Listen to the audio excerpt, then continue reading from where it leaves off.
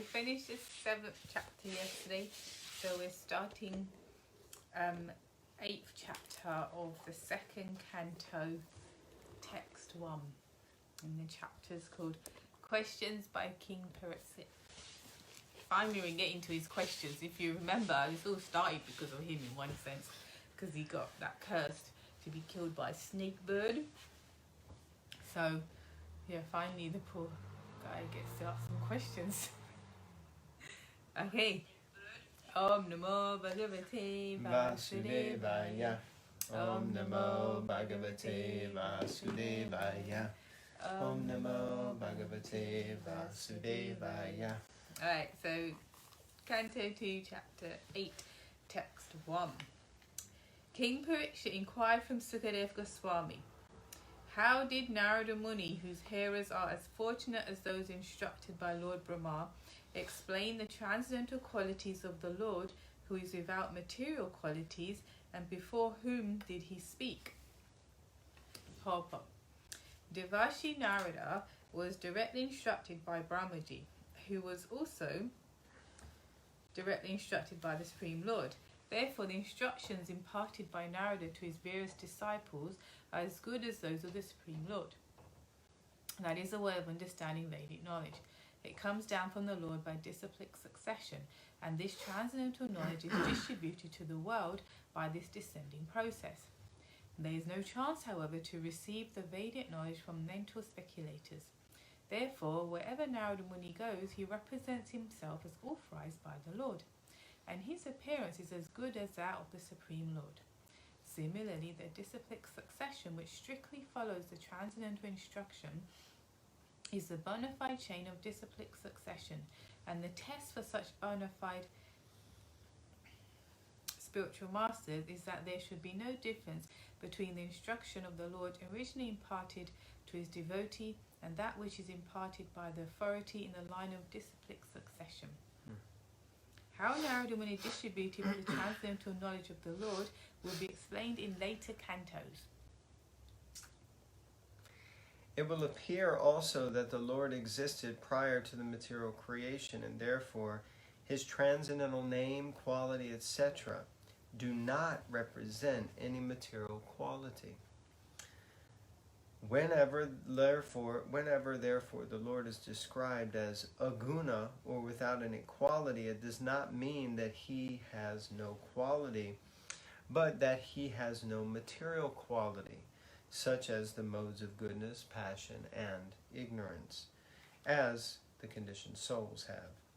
He is transcendental to all material conceptions, and thus he is described as aguna. Text 2. The king said, I wish to know narrations concerning the Lord who possesses wonderful potencies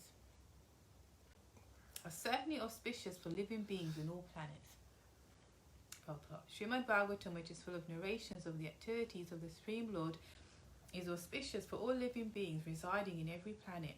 One who takes it as belonging to a particular sect is certainly mistaken.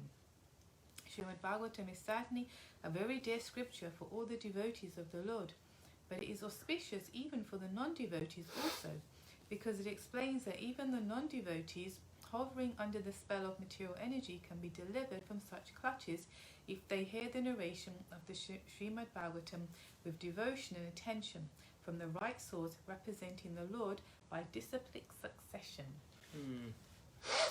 So Srimad Bhagavatam is good for everyone, even the non-devotees. So it means even if, because it's not a sectarian thing, as the previous verse or purport explained, that if you think that the Bhagavatam is coming from a particular sect or a religious organization, then you've misunderstood. The Bhagavatam is eternal principles that are being spoken about all living entities, regardless of their nation, creed, religion, or gender, so like that. So we can see Bhagavatam is good for everyone to hear, so everyone can be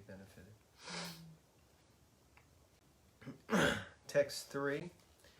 O greatly fortunate Shukadev Goswami, please continue narrating Srimad Bhagavatam so that I can place my mind upon the Supreme Soul, Lord Krishna, and being completely freed from material qualities, thus relinquish this body. So, Parikshit Maharaj is encouraging Shukadeva Goswami to continue to speak Bhagavatam so that he can give up his body. I mean, this is pretty intense. Most people, if you think you're about to give up your body, you may not be thinking, call the local sadhu around to speak the Bhagavatam, what to speak of Shukadeva Goswami. So, purport.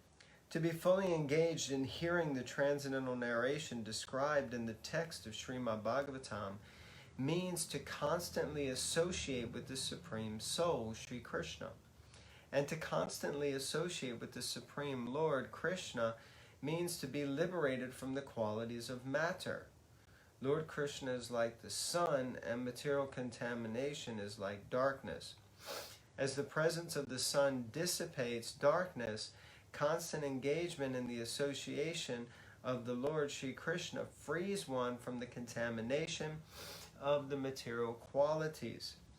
Contamination by the material qualities is the cause of repeated birth and death, and liberation from material qualities is transcendence. Maharaj Parikshit is now a realized soul by this secret of liberation through the grace of Shukadeva Goswami, for the latter had informed the king that the highest perfection of life is to be in remembrance of Narayan at the end of life. Maharaj Parikshit was destined to give up his body at the end of 7 days, and thus he decided to continue remembering the Lord by his association with the topics of Srimad Bhagavatam, and thus to quit his body in full consciousness of the presence of Lord Sri Krishna, the Supreme Soul.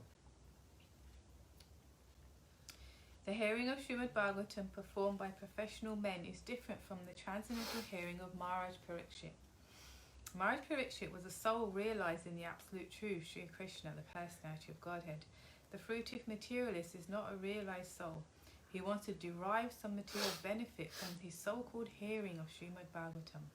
Undoubtedly, such an audience hearing Srimad Bhagavatam from the professional men can derive some material benefit as they desire. But that does not mean that such a pretense of hearing Srimad Bhagavatam for a week is as good as the hearing of Maharaj Parikshit.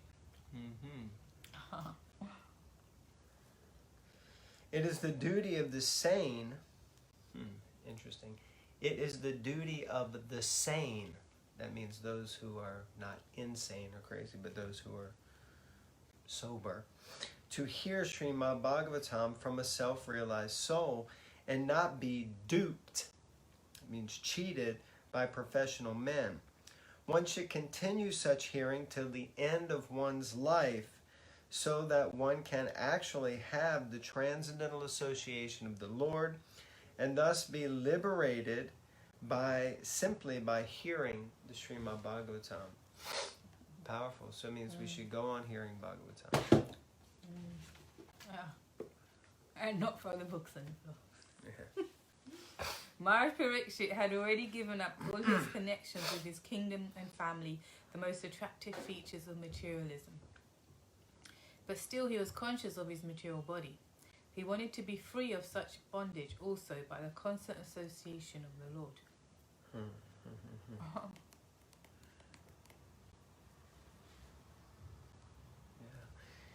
Interesting. So hearing from Srimad Bhagavatam means that we can become liberated from all of these bondages of material association. Text 4. Persons who hear Srimad Bhagavatam regularly and are always taking the matter very seriously will have the personality of Godhead, Sri Krishna, manifested in their hearts within a short time. That's powerful. Yeah, it's amazing. Amazing glorification of the Srimad Bhagavatam. Purport.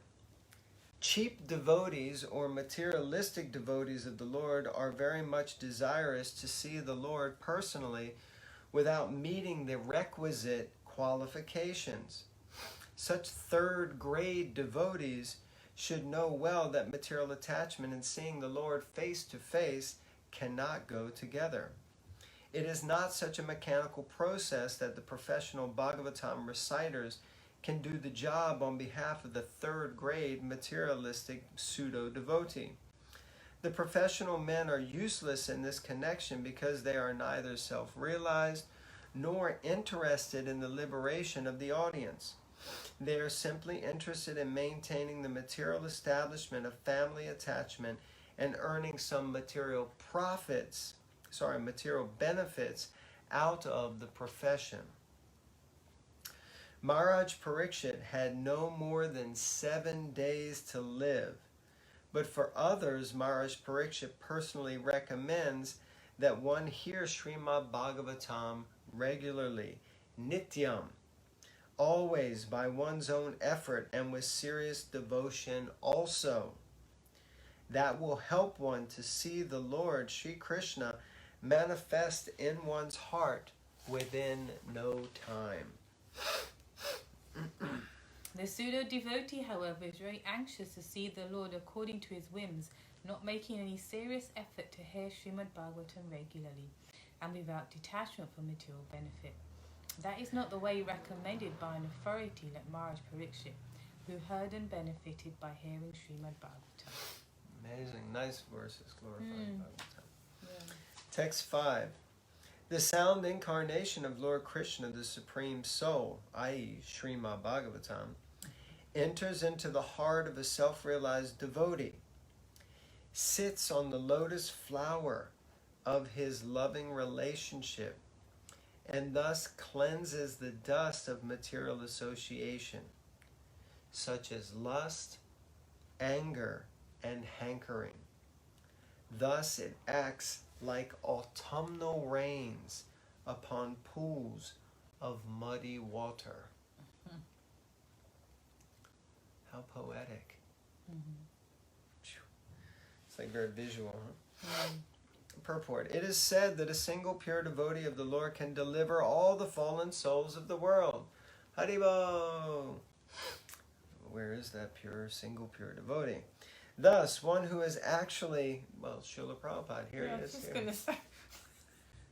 Found it, thus, one who is actually in the confidence of a pure devotee like Narada or Shukadeva Goswami, and thus is empowered by one spiritual master, as Narada was by Brahmaji, can not only deliver himself from the clutches of Maya or illusion, but can deliver the whole world by his pure and empowered devotional strength.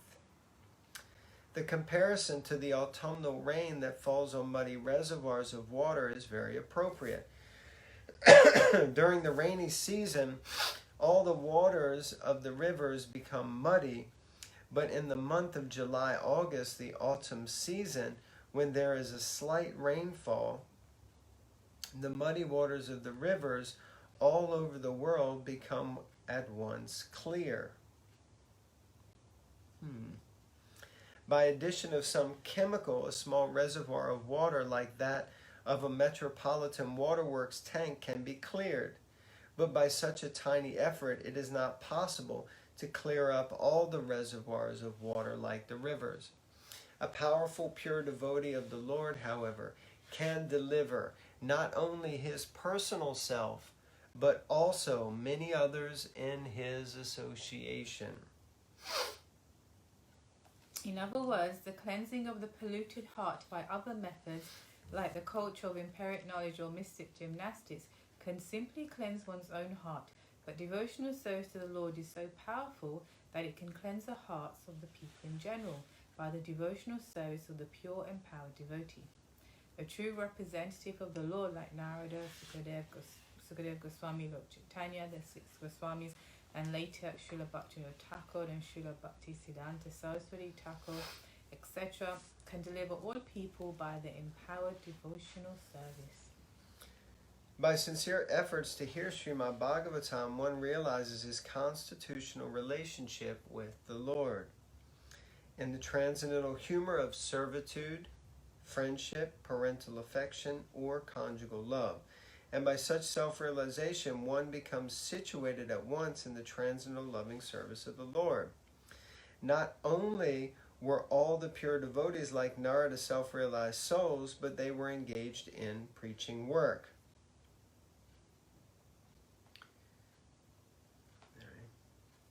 Automatically, by spiritual impetus, and thus they delivered many poor souls entangled in the material modes.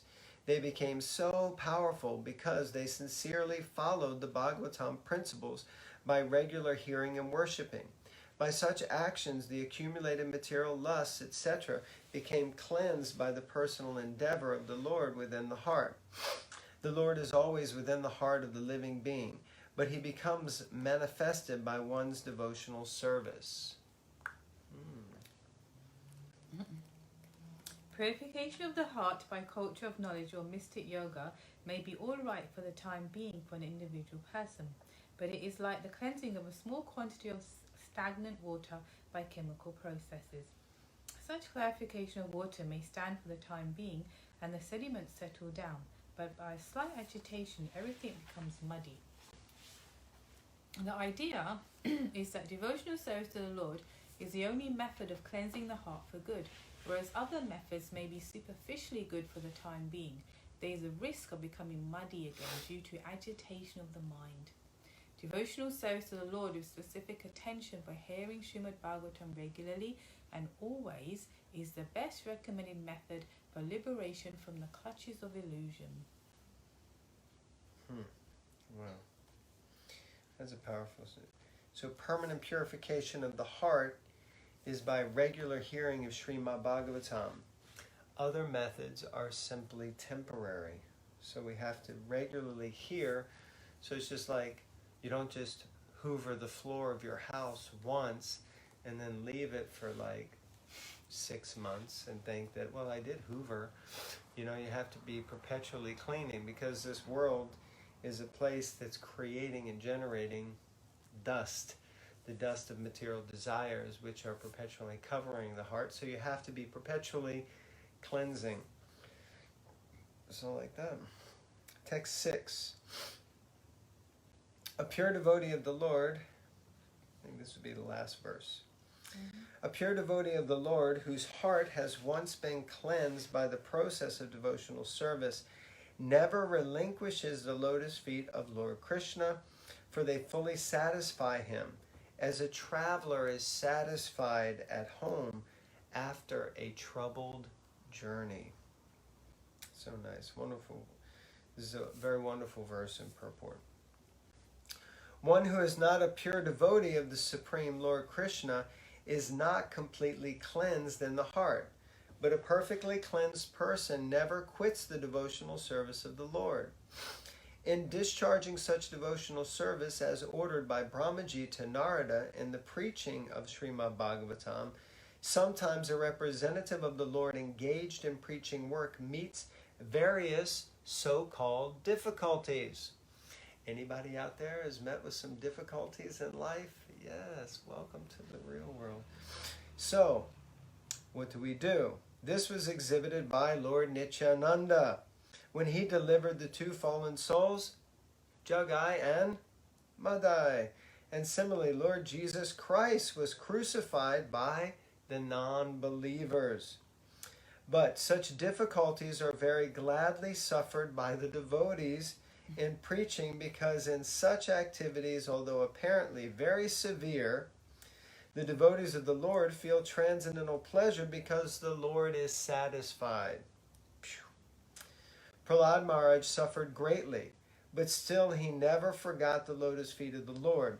This is because a pure devotee of the Lord is so purified in his heart that he cannot leave the shelter of Lord Krishna in any circumstance. There is no self-interest in such service. The progress of culturing knowledge by the Gyanis or the bodily gymnastics by the yogis are ultimately given up by the respective performers, but a devotee of the Lord cannot give up the service of the Lord. For he is ordered by the spiritual master. For for he is ordered by his spiritual master. Pure devotees like Narada and Nityananda Prabhu take up the order of the spiritual master as the sustenance of life. They do not mind what becomes of the future of their lives. They take the matter very seriously, as the order comes from the higher authority, from the representative of the Lord, or from the Lord himself. The example set herein is very appropriate. A traveller leaves home to search for wealth in far distant places, sometimes in the forest, and sometimes on the ocean, sometimes on hilltops.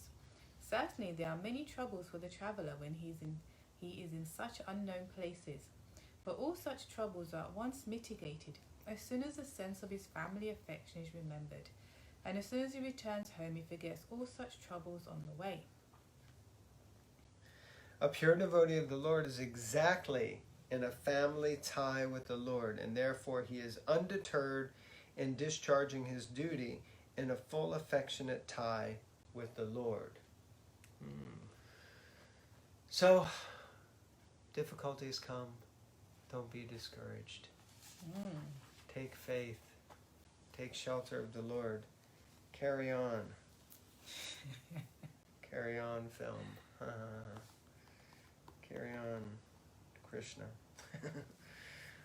Hare Krishna. Thank you very much for tuning in. Please hear and read Srimad Bhagavatam regularly. It is the process by which we can cleanse this impure heart and return to our natural loving propensity for service to Krishna. Hare Krishna. Haribol.